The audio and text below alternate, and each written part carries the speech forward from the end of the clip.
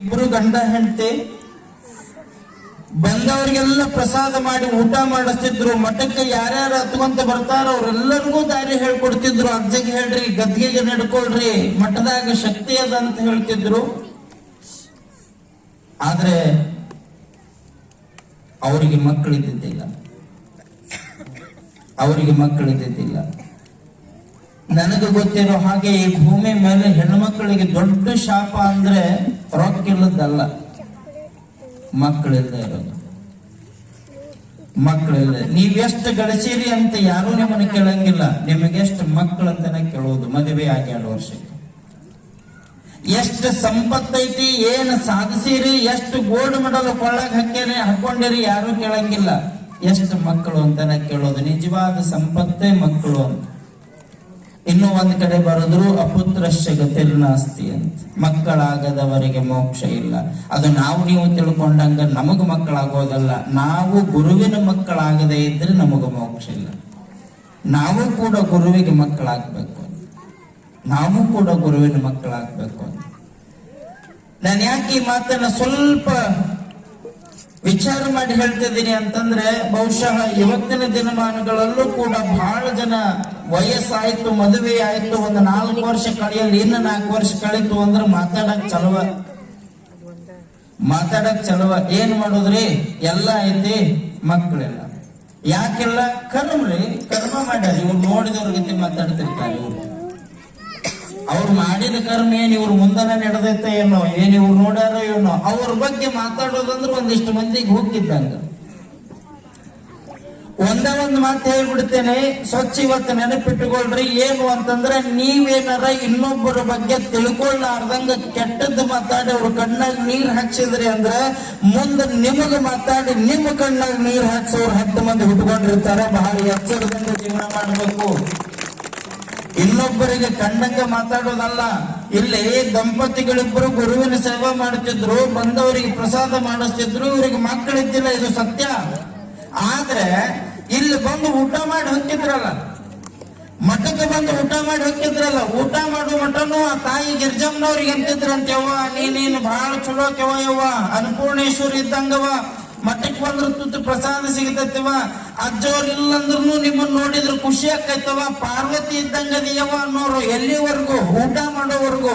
ಊಟ ಮಾಡಿ ಗೇಟ್ ದಾಟಿ ಮಠ ಬಿಟ್ಟು ಹೊರಗೆ ಹೊಂಟ್ರು ಅಂದ್ರೆ, ಯಾ ಮಠದಾಗಿದ್ರೇನು, ಯಾ ಗುರುಗಳ ಹತ್ರ ಇದ್ರೇನು, ಅದ್ರ ಹೊಟ್ಟೆಗೆ ಹುಲ್ಲ ಹುಟ್ಟಿಲ್ಲ.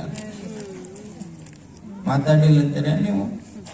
ಅದಾರ ಹಿಂದಕ್ಕೂ ಹುಟ್ಟ್ಯಾರ, ಹಿಂದೂ ಮಾತಾಡ್ಯಾರ, ಇಂದೂ ಮಾತಾಡ್ತಾರ, ಮುಂದೂ ಮಾತಾಡ್ತಾರ. ಯಾಕಂದ್ರೆ ಅವು ಮಾತಾಡಕ್ಕೆ ಹುಟ್ಟಿರ್ತಾವ.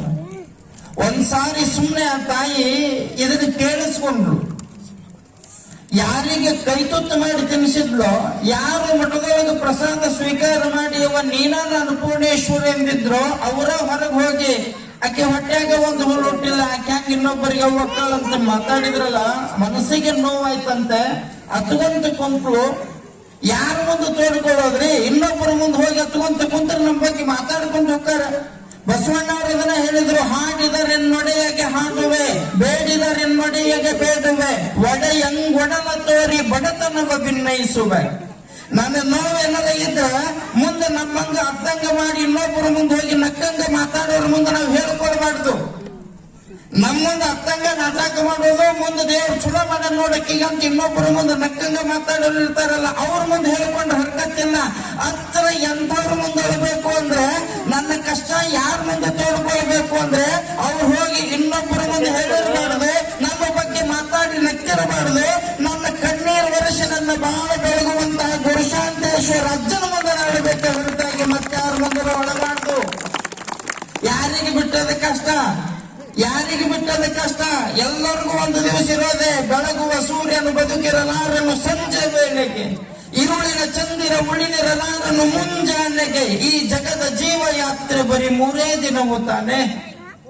12 ತಾಸು ಕಳಿತು ಅಂದ್ರೆ ಸೂರ್ಯನ ಇರಂಗಿಲ್ಲ, ಇನ್ನು 12 ತಾಸು ಕಳಿತು ಅಂದ್ರೆ ಚಂದ್ರನ ಇರಂಗಿಲ್ಲ. ಇನ್ನು ಕಷ್ಟ ದೂರ ಇರ್ತದೇನು? 12 ತಾಸು ಕತ್ತಲದೊಳಗ ಅದೀವಿ ಅಂತ ತಿಳ್ಕೊಂಡು ಬಿಡ್ರಿ. ಇವತ್ತು ಕಷ್ಟ ಐತಿ ಅಂದ್ರೆ ನಾಳೆ ಪುರುಷಾಂತರ್ಜನ ರೂಪದೊಳಗೆ ಸುಖ ನಮ್ಮನ್ನ ಬೆನ್ ಹತ್ತಿ ಬರ್ತೈತಿ ಅನ್ನೋ ನಂಬಿಕೆ ಇಟ್ಕೊಂಡ್ರೆ ಯಾರು ನಮ್ಮನ್ನೇನು ಮಾಡ್ಕೊಳಕ್ ಆಗಂಗಿಲ್ಲ. ಯಾಕೆ ಕಂಡವ್ರ ಮುಂದೆ ಹೋಗಿ ಹತ್ತುವಂತ ಕುಂದ್ರೋದ? ಯಾರೇನ್ ನಮ್ ಕಷ್ಟ ಪರಿಹಾರ ಮಾಡ್ತಾರೇನು? ಯಾರೇನ್ ನಮ್ಮನ್ನು ದೂರ ಮಾಡ್ತಾರೇನು? ನೆನಪಿರಬೇಕು, ನಮ್ಮೆಲ್ಲರಿಗೆ ಹೊರ ಕೊಡೋದು ನಾವು ನಂಬಿದ ದೇವರೇ ಹೊರತಾಗಿ ಮತ್ತೆ ಯಾರು ಅಲ್ಲ. ಮಾತಾಡೋರು ಮಾತಾಡಿ ಹೋಗ್ತಾರ ನಿಮ್ಮ ಅಡಿಕೆಯಲ್ಲಿ ಖಾಲಿ ಆಗುವವರೆಗೂ. ಮಾತಾಡೋರು ಮಾತಾಡಿ ಹೋಗ್ತಾರ ನೀವು ಹಾಕಿ ಕೊಟ್ಟ ಚಾ ಖಾಲಿ ಆಗುವವರೆಗೂ. ಮಾತಾಡೋರು ಮಾತಾಡಿ ಹೋಗ್ತಾರ ನೀವು ಹಾಕಿ ಕೊಟ್ಟಿರುವಂತಹ ಉಪ್ಪಿಟ್ಟ ಚುರುಮರಿ ಖಾಲಿ ಆಗುವವರೆಗೂ. ಉಂಡು ಆ ಪ್ಲೇಟ್ ಒಗೆಯುವ ಮುಂದೆ ನಿಮ್ಮ ಮಾತನ್ನು ಕಸದ ಬುಟ್ಟ್ಯಾಗ ಒಗೆದು ಹೋಗ್ತಾರ. ಅವ್ರು ಯಾರು ನಮ್ಮ ಜೊತೆ ಆಗೋದಿಲ್ಲ. ಅದಕ್ಕೆ ಹೇಳ್ತಾರೆ, ನಮ್ಮವರು ಬಂಧುಗಳಾದವರು ಬಂದುಂಡು ಹೋಗುವರು, ಬಂಧನವ ಕಳೆವರೆ. ನಮ್ಮ ಸಂಬಂಧಿಕರು ಏನಂತೀವಲ್ಲ ನಾವೆಲ್ಲ ಯಾವಾಗ ಗೊತ್ತೇನು? ಇವರೆಲ್ಲ ಇವರ ಬಣ್ಣ ಬಯಲಾಗೋದು ಯಾವಾಗ ಅಂದ್ರೆ ಸ್ವಚ್ಛ ಮಾತು ಹೇಳ್ತೀನಿ ನಾ ನಿಮಗ. ನಿಮ್ಮ ಮಕ್ಕಳ ಮದುವೆ ಕಾಲಕ್ಕೆ ಲಗ್ನ ಪತ್ರದಾಗ ಹೆಸರು ನೋಡಿ ನನ್ನ ಹೆಸರು ಹಾಕಿಲ್ಲ, ನಾ ಬರಂಗಿಲ್ಲ ಅಂತಾರಲ್ಲ ಇವ್ರು ನಮ್ಮ ಬಂಧುಗಳು. ಲಗ್ನಕ್ಕೆ ಬಂದ್ರು ಮಂದಿ ಏನ್ ಮಾಡ್ಯಾವೇನಂತ ಮಾತಾಡ್ಕೊಂತ ಒಂದು ಫೋಟೋ ತೆಗಿಸ್ಲಿಲ್ಲ ಅಂತ ಅದುವಂತ ಹೊಕ್ಕವ್ ನೋಡು, ಅವು ನಿಮ್ಮ ಬಂಧುಗಳು. ಏನ್ ಹೇಳ್ತಾರೆ, ಯಾಕ ಮಾಡುವಲ್ರಕ್ಕ 100 ರೂಪಾಯಿ ಸೀರೆ ಕೊಟ್ರ, 100 ರೂಪಾಯಿ ಸೀರೆ ಕೊಟ್ರ ತಮ್ಮಂತ ಅಲ್ಲಿ ದಿಲ್ಲಿ ಮಟ್ಟ ಬಂದ್ರೆ ಇಂಥ ಸೀರೆ ಕೊಟ್ಟಾನ, ಇವತ್ತಿವ ನನ್ನ ಪಾಲಿಗೆ ಸತ್ತು ಹೋದಂತ ಬೊಟ್ಟು ಮುರ್ಕೊಂತ ಹೊಕ್ಕವಲ್ಲ, ಇವು ನಮ್ಮ ಬಂಧುಗಳು. ಬಂಧುಗಳಾದವರು ಬಂದುಂಡು ಹೋಗುವವರು, ಬಂಧನವ ಕಳೆವರೆ. ಸಾಧ್ಯ ಇಲ್ಲ. ಯಾರು ನಮ್ಮ ಬಂಧುಗಳು ಅಂತಂದ್ರೆ ಅರ್ಥ ಮಾಡ್ಕೊಳ್ಬೇಕು. ಬಿದ್ದಾಗ ಕೈ ಹಿಡಿದೆತ್ತಬೇಕು, ಕತ್ತಲದಾಗಿದ್ದಾಗ ಬೆಳಕು ಕೊಡಬೇಕು.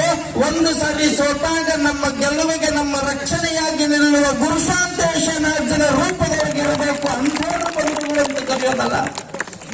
ವಿಚಾರ ಮಾಡ್ಬೇಕು ತಾಯಿ. ಇಲ್ಲಿ ಗಿರಿಜಮ್ಮ ಹತ್ಕೊಂತ ಕುಂತ್ಲು, ಮಂದಿ ಮುಂದಲ್ಲ. ಗಿರಿಜಮ್ಮ ತಾಯಿ ಹತ್ಕೊಂತ ಕುಂತದ್ದು ಮಂದಿ ಮುಂದಲ್ಲ, ಗದ್ದಿಗೆ ಮುಂದೆ ಕುತ್ಕೊಂಡ್ಲು.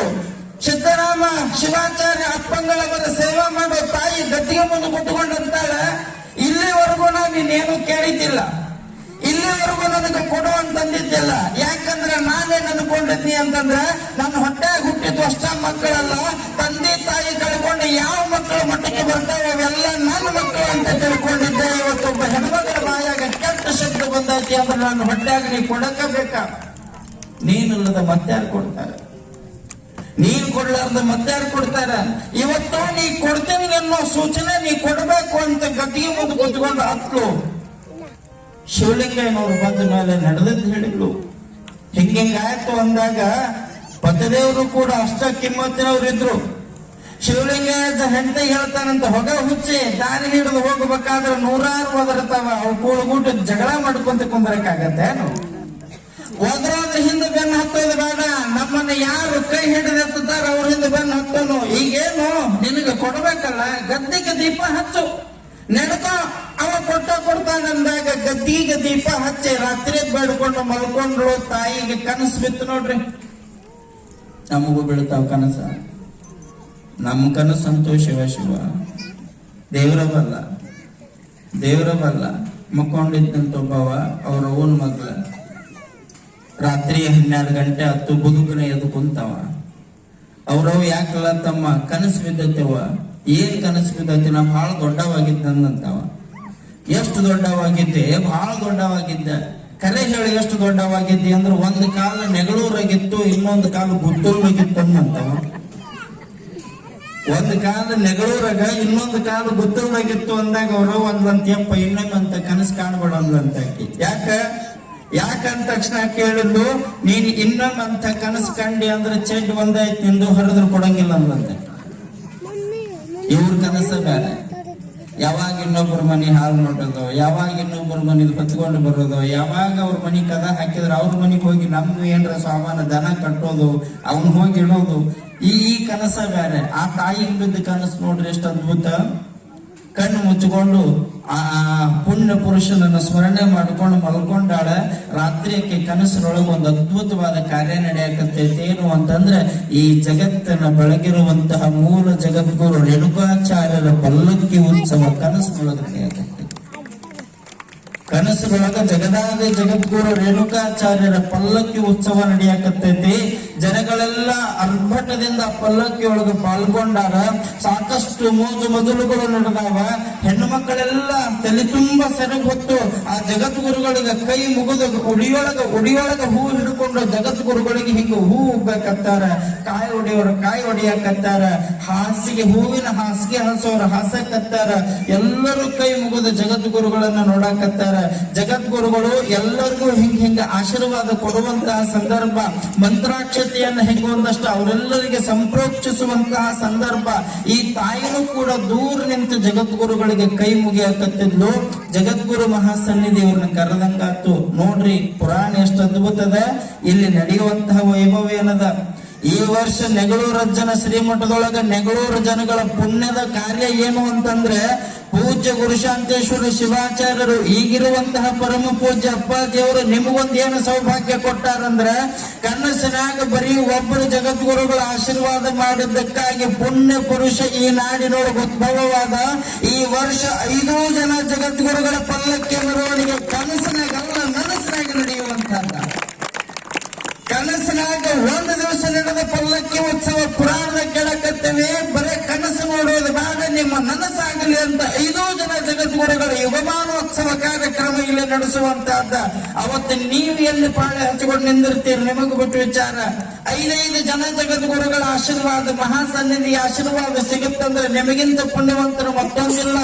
ಸುವರ್ಣ ಕಾಲ ಅಂತಿರುತ್ತ, ಪುಣ್ಯದ ಸಮಯ ಅಂತಿರುತ್ತ. ಎಲ್ಲಾ ಕಡೆನೂ ಬರಂಗಿಲ್ಲ, ಎಲ್ಲಾ ದಿವಸನೂ ಬರಂಗಿಲ್ಲ. ಹೇಳ್ತಾರಲ್ಲ, ಪುಣ್ಯವುಳ್ಳ ಕಾಲಕ್ಕೆ ಮಣ್ಣು ಹೊಣ್ಣಾಗುವುದು, ಪುಣ್ಯವುಳ್ಳ ಕಾಲಕ್ಕೆ ಕಲ್ಲು ಶಿಲೆಯಾಗುವುದು, ಪುಣ್ಯವುಳ್ಳ ಕಾಲಕ್ಕೆ ವಿಷವು ಅಮೃತವಾಗುವುದು, ಪುಣ್ಯವುಳ್ಳ ಕಾಲಕ್ಕೆ ಕಾಡು ನಾಡಾಗುವುದು ಅನ್ನುವಂತಹ ಭಾವ ಹೆಂಗ ಬರ್ತೈತಿ. ಅಂತಹದ್ದೊಂದು ಪುಣ್ಯದ ಕಾಲ ನೆಗಳೂರಿಗೆ ಬಂದೈತಿ. ಅದು ಪೂಜ್ಯ ಗುರುಶಾಂತೇಶ್ವರ ಶಿವಾಚಾರ್ಯ ಸ್ವಾಮಿಗಳ ಪುಣ್ಯದ ದಯದಿಂದ. ಏನು ಅಂತಂದ್ರೆ, ಎಲ್ಲ ಜಗದ್ಗುರು ಮಹಾಸನ್ನಿಧಿಯವರ ಮೆರವಣಿಗೆ ಕನಸಿನಾಗ ನಡೆದಿತ್ತು. ರೇಣುಕಾಚಾರ್ಯರ ಪಲ್ಲಕ್ಕಿ ಉತ್ಸವ. ಈ ತಾಯಿ ಹುಡುಗಿ ಹಿಂಗ ಒಡ್ಡಿದ್ಲು. ಜಗದ್ಗುರು ಮಹಾಸನ್ನಿಧಿಯವರ ಹತ್ರ ಹೋದ್ಲು, ನಮಸ್ಕಾರ ಮಾಡಿದ್ಲು. ಪೂಜ್ಯ ಗುರುಗಳು ಆ ತಾಯಿಗೊಂದಷ್ಟು ಆಶೀರ್ವಾದ ಮಾಡಿ ಮಂತ್ರಾಕ್ಷತೆಯನ್ನು ಹಾಕಿ ಅಂದ್ರಂತೆ. ದೂರ ನಿಂತ್ಕೊಂಡ್ರಲ್ಲ, ಕಣ್ಣೀರ್ ಹಾಕಿದ್ರಲ್ಲ, ಹತ್ಕೊಂತ ಕುಂತ್ರಲ್ಲ. ನೋಡ್ರಿ ಅವ್ರಿಗೆ ಹೆಂಗ್ ಗೊತ್ತಾಗೈತಿ ಕೀಲಿ ಕೂತ್ಕೊಂಡತ್ತಿದ್. ದೂರ ನಿಂದ್ರೋದಲ್ವಾ, ಹತ್ಕೊಂತ ಕುಂದ್ರೋದಲ್ವಾ, ಸುಮ್ಮನೆ ಎಲ್ಲೋ ಮನಸ್ಸಿನಾಗ ನೀನು ಆಲೋಚನೆ ಮಾಡ್ಕೊಂಡು ಕುಂದ್ರೋದಲ್ಲ. ಚಿಂತೆ ಮಾಡಕ್ ಹೋಗ್ಬೇಡ. ಯಾವ ಗದ್ದಿಗೆ ಮುಂದೆ ಕುತ್ಕೊಂಡು ಕಣ್ಣೀರ್ ಹಾಕಿದ್ರೆ ಆ ಗದ್ದಿಗೆಗೆ ಒಡೆಯನಾಗುವಂತಹ ಪುಣ್ಯ ಪುರುಷನಿಗೆ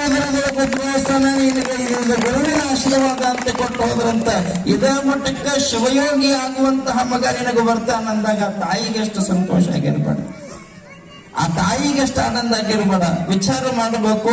ಆ ತಾಯಿ ಆ ಖುಷಿಯಿಂದ ಆಶೀರ್ವಾದವನ್ನು ತಗೊಂಡ್ಲು. ಖುಷಿಯಿಂದ ಆಶೀರ್ವಾದವನ್ನು ತಗೊಂಡು, ಯಪ್ಪ ಇದು ನನ್ನ ಪಾಲಿನ ಸೌಭಾಗ್ಯ ಅಂತ ಹೇಳಿ ಅದನ್ನು ತಗೊಂಡು ಒಂದು ಕ್ಷಣ ಹಿಂದೆ ಬರ್ಬೇಕಾದ ಒಂದು ಚೂರು ಎಡವಿ ಬಿದ್ದಂಗಾತು. ಯಪ್ಪ ಶಿವನೇ ಅಂತ ಮ್ಯಾಕ್ ಕೇಳ್ತಾಳೆ. ಕನಸಿನಿಂದ ಎದ್ದು ಬಿಟ್ಲು. ಎಲ್ಲ ಕನಸಿನಾಗ ಆಗೋಗಿತ್ತು. ಖುಷಿ ಆತ ಕೈ. ಎಷ್ಟು ಖುಷಿ ಆಯ್ತು ಅಂದ್ರೆ, ಬಾಜು ಮಲಗಿರೋ ಶಿವಲಿಂಗಯ್ಯನವ್ರನ್ನ ಗಂಡ ನೆನೆಸಿದ್ಲು. ನನ್ಗೆ ಹಿಂಗಾತು. ಜಗದ್ಗುರುಗಳ ಪಲ್ಲಕ್ಕಿ ನಡೆಯೋ ಕಾಲಕ್ಕೆ ಕನಸು ಬಿತ್ತು. ಗುರುಗಳು ಹಿಂಗ ಆಶೀರ್ವಾದ ಮಾಡ್ಯಾರಂದ್ರ ಗುರುಗಳ ಆಶೀರ್ವಾದ ಸತ್ಯ ಆಗ್ತೈತಿ. ಚಿಂತೆ ಮಾಡಬೇಡ. ನಮ್ಮ ಯೋಗಕ್ಕಂತ ಮಗ ಹುಟ್ಟೋದಿದ್ರು ಹುಟ್ಲಿ ಬಿಡು ಅಂತ ಗಂಡ ಹೆಂಡತಿ ಮಾತಾಡ್ಕೊಂಡು ಸುಮ್ಮನಾದ್ರು. ಒಂದು 3 ತಿಂಗಳು ಕಳೀತು. 3 ತಿಂಗಳ ಕಳೆಯೋದ್ರೊಳಗಾಗಿ ಗರ್ಭದ ಚಿಹ್ನೆಗಳು ಬೆಳೆಯುವುದಕ್ಕೆ ಪ್ರಾರಂಭ ಆಯ್ತು. ಊಟ ಮಾಡಿದ್ರೆ ಸೇರ್ಲಿಲ್ಲ, ನಿದ್ದೆ ಆಗಲಿಲ್ಲ. ಒಂದಷ್ಟು ಆ ಗರ್ಭ ಚಿಹ್ನೆಗಳ ಕಾಣಕತ್ತಿಂದ ಆಲೋಚನೆ ಮಾಡಿದ್ರು, ಬಹುಶಃ ಇದು ಗುರುವಿನ ಆಶೀರ್ವಾದ ಅಂತ ತಿಳ್ಕೊಂಡು ಪೂಜ್ಯ ಆಗಿರುವಂತಹ ಪೂಜ್ಯ ಸಿದ್ದರಾಮ ಶಿವಾಚಾರ್ಯರ ಹತ್ರ ಹೋಗಿ 2 ಕೈ ಮುಗಿದು ಬೇಡ್ಕೊಂಡ್ರೆ ಅವ್ರು ಹೇಳಿದ್ರಂತ, ನನ್ನ ಹತ್ರ ಏನು ಕೇಳಕ್ ಬಂದಿ? ಜಗದ್ಗುರುಗಳ ಆಶೀರ್ವಾದ ಕೊಟ್ಟಾರಲ್ಲ ನಿನ್ನ ಕನಸಿನಾಗ, ಅದು ಸತ್ಯ ಆಗತ್ತೆ, ಹೋಗಿ ನಿನಗೆ ಗಂಡ ಮಗ ಹುಟ್ಟು ಬರ್ತಾನಂತ ಅವ್ರು ಆಶೀರ್ವಾದ ಮಾಡಿದ್ರು. ದಿನ 1, 2, 3, 4 ತರದಲ್ಲಿ ಕಳೆಯುತ್ತಾಗ ವಾರ, ವಾರ 1, 2, 3, 4 ತರದಲ್ಲಿ ಕಳೆಯುತ್ತಾಗ ಮಾಸ ಅಂತ ದಿನದಿಂದ ದಿನಕ್ಕೆ ದಿನ ತುಂಬಾ ಕತ್ತಿದ್ವಲ್ಲ, ಬಯಕೆಗಳು ಚಲುವಾದವಂತ.